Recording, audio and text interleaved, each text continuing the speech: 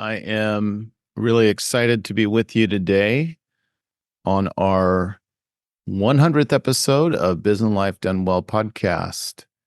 I can't believe it. We finally did it after more than 5 years of producing this podcast. We finally arrived at episode 100. I'm sure you can see some confetti going off behind me here. I'm pretty excited about it. I don't know if I don't know if it's excited or relieved to finally get here. I launched Business Life Done Well in September of 2018 after many months of planning and fretting. And again, we've been at it for more than 5 years. Looking back on the episodes, my first guest was Dr. Don Kuntz, who is our first client at Biz Marketing. He's also my personal dentist and my brother-in-law. That was the kickoff. I was doing a little analysis of the episodes we've done. So out of the 99 episodes we've done, 55 of them have been related to some aspect of marketing. 35 are people telling their stories and how they got started in their endeavor. And then 8 are people sharing their business-related expertise. In all, we've had over 40 unique guests on the podcast, and I'm thankful for each one of them. And there's 3 things I've learned along the way, so I just thought I would share that with you before we kind of look at the different episodes and what they mean to me. First thing that I learned was just get started. Every day if you're planning on doing some endeavor like this, a creative endeavor, just get started. Every day you spend planning on how to make it perfect is just one more day added to your launch date. So my advice is if you want to do something like a podcast or something that's going to require some creativity and some production, to pick a date, put it on the calendar, and make that your launch date. And then tell as many people as you can about your endeavor in your launch date, because there's this just implicit accountability that happens when you start telling people about something you're going to do and you actually put a date on the calendar. And that's exactly what happened to me. I talked about doing a podcast, talked to a lot of folks, and eventually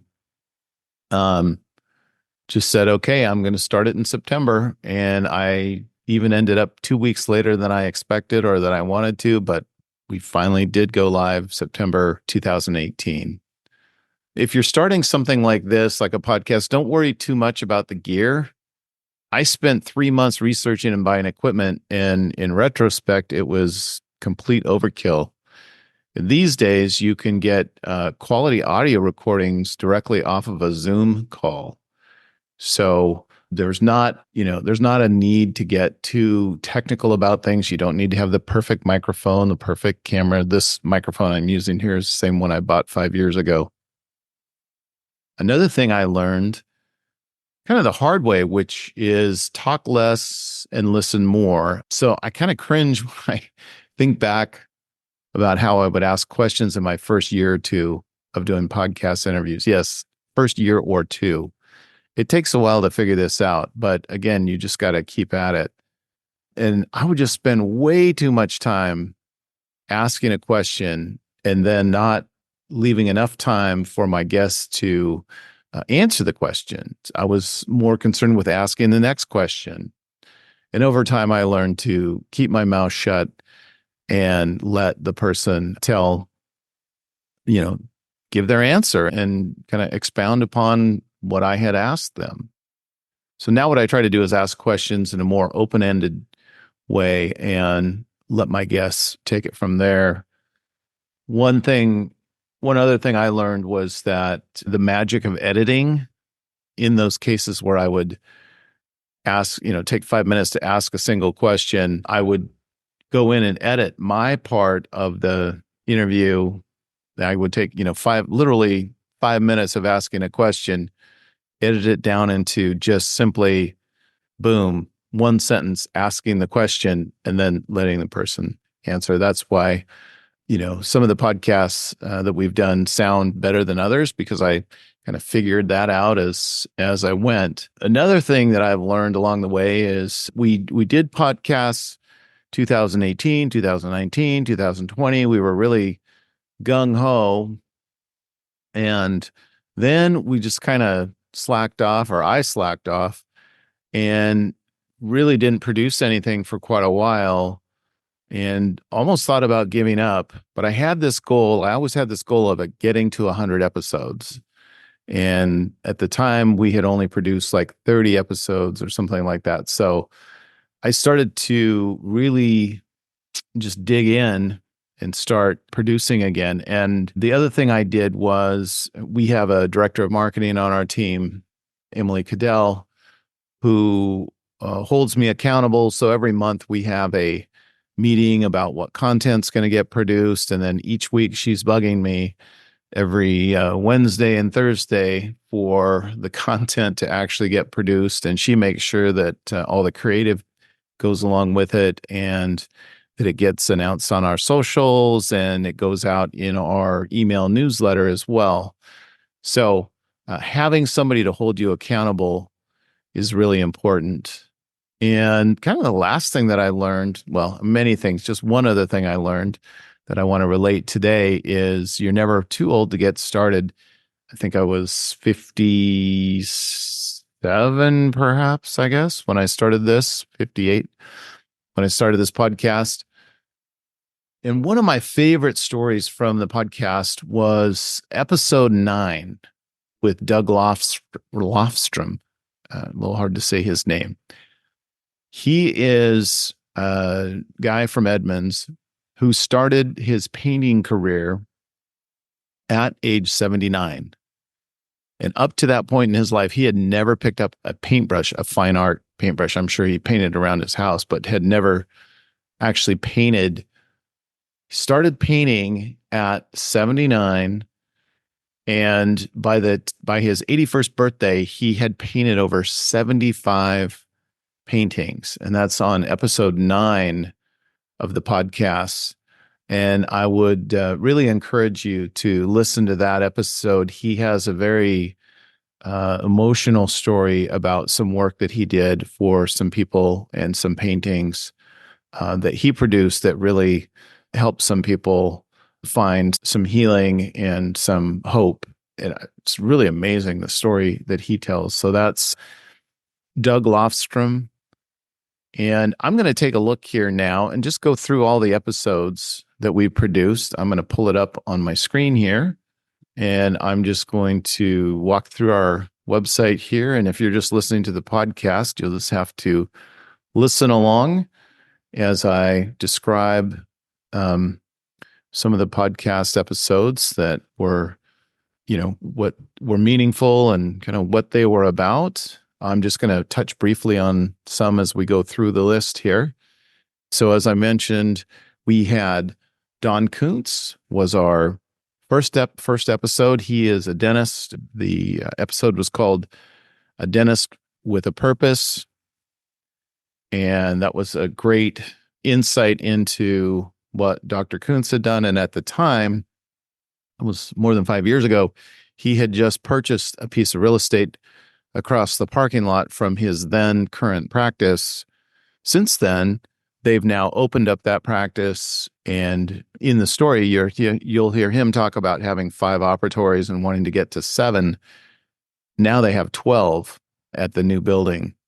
So it's a pretty cool story, and he is a good guy to listen to. The next person I interviewed was Anna Allison, who was an owner of an Aussie mobile pet grooming franchise here locally as well. She talks about her journey from working in the construction field to becoming a franchise owner of a mobile pet grooming business. And then episode 3 was Frankie Martinez, who he tells a great story about starting in the electrical fields, residential electrical, and he was working for this guy for about a year. And then the owner said, "Hey, I'm going to be moving and I'm just going to give you the business." He was like 19 years old. And he ends up with this business. Of course, he's grown it since then, but pretty amazing story. Then we've got Brig Leland, who is the founder of Pivot Pass. It's a startup, a fitness startup. And John Marshall, who is a business coach. Teresa Whipple, who is the founder and CEO of My Edmonds News. She's got an amazing story about and an amazing passion for local journalism, very local journalism here in Edmonds and Linwood and the local area here. And since that interview, of course, they've gone on to become a nonprofit of some type and have really expanded their coverage of news in the area. A couple other stories that I'd like to talk about would be the Jacksons, Anne Marie and Roger. They started a home goods company called Through the Sea, and you can hear their story there. She was a designer for Tommy Bahama, and Roger is an industrial designer. Of course, here's the story that we talked about here with Doug Lofstrom. And you won't obviously see this on the audio, but here's a picture of me with Doug and Carol in front of one of Doug's paintings at the office that we used to have. And again, that's episode 9. And I'll just leave links to these specific episodes in the show notes. Then we move on. We've got a couple other great stories. We've got Ashley Wigren, who is a real estate professional and yoga instructor, and she really has a great story about her work ethic and just really learning the world of work since she was 13 and working in a drive-in over in Chelan. Andrew Ball is an acupuncturist, and he has a great story as well. And then we move on to Chris Goldman, and this is kind of a lot of the marketing stories. And this is Chris Goldman talking about StoryBrand. He, at the time, was a StoryBrand certified guide. He is a marketing messaging expert. And with our organization, he was talking about 5 things about StoryBrand. If you've listened to our podcast, you know that we're big fans of Donald Miller and the StoryBrand framework, in addition to Alan Dibb and his one-page marketing plan. A couple other stories of note here. We had, during the pandemic, we decided to do a webinar series. At first, we weren't sure what to do.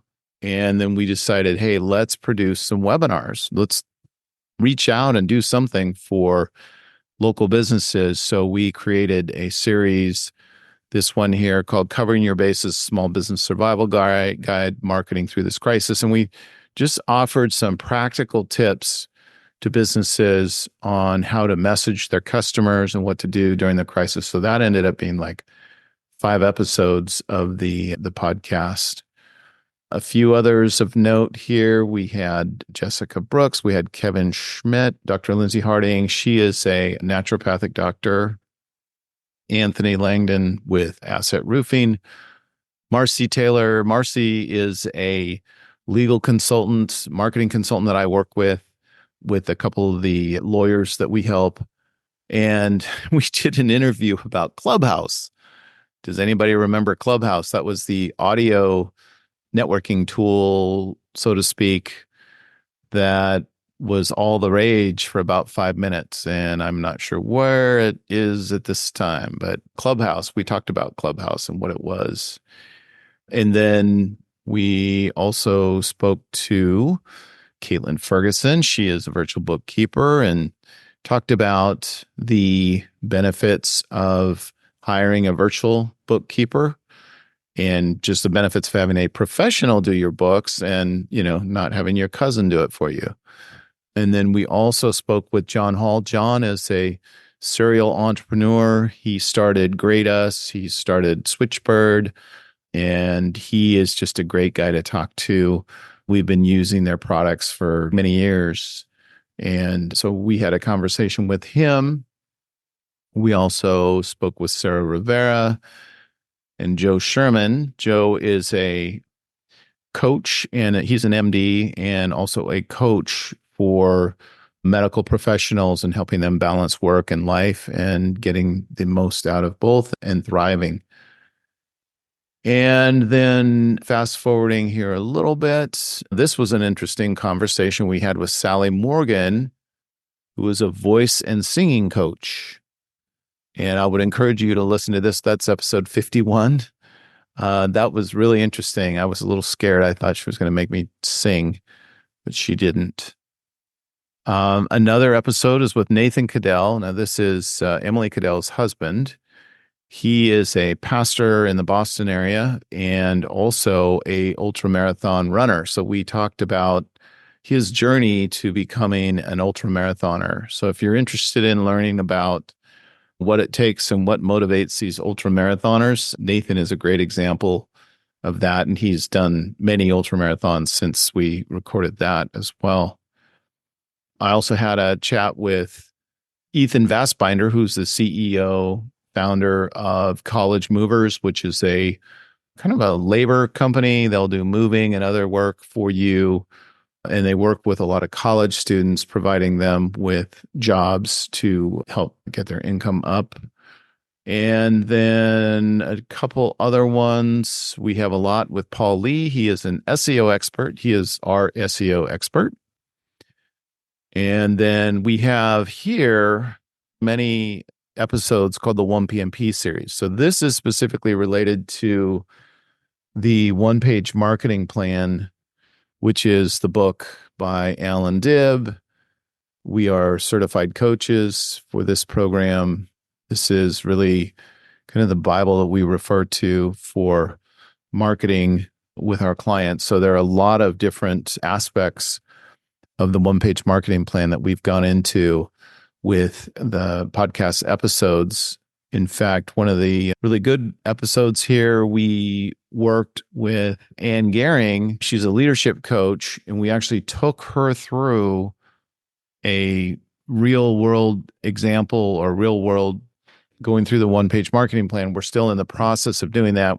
We still have some more episodes to record, but if you're interested in learning more about the one-page marketing plan, you can listen to any of these podcasts, and then some of these are getting onto video as well. So this one, I believe, is on video. This is a real life example of doing an audit for a business for one-page marketing plan. And then my most recent episode here was the green eggs and ham episode. That had to do with my favorite business story for businesses, which is when you're selling something, the challenge sometimes is just to get a customer to try what you're selling. And if they try it, chances are they might like it. So that is just some of the episodes that we've done, the first 99 episodes. This is on our website, bizmarketing.com. You just click on podcasts there, and that's how you find that. And so to finish up, I would like to thank the individual folks that came on the podcast here.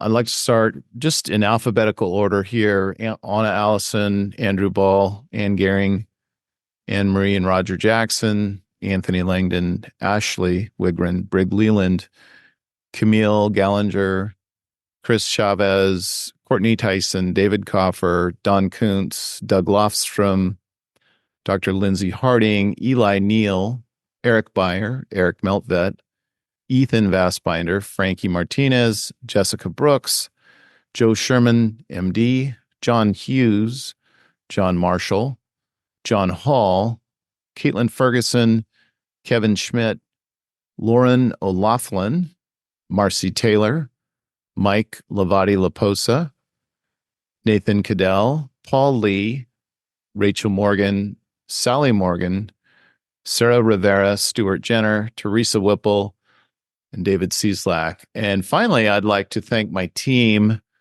who without them, this would not be possible.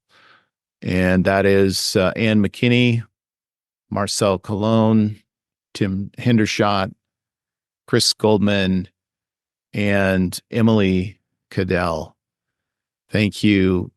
Thanks to all of you for helping put this podcast together. I'd like to put in a pitch for stories as we dive into our next 100 episodes. We are looking for stories to tell. So we'd like you to reach out. Just shoot an email to podcast@bizmktg.com. If you've got a story to tell, you've got something related to business or some story that you think ought to be heard, let us know. Just give us a brief outline of what it is. Just could be a couple sentences, and we'll reach out and talk to you and see if it's something that would be of interest to the people who listen to the podcast or watch the video now that we're on YouTube. Thank you, everybody, for the first 100 episodes. Can't wait to do more. Thanks for listening to this episode of Biz and Life Done Well with Peter Wilson. You can subscribe to us on iTunes, Google Podcasts, Spotify, and most of the other popular podcast platforms.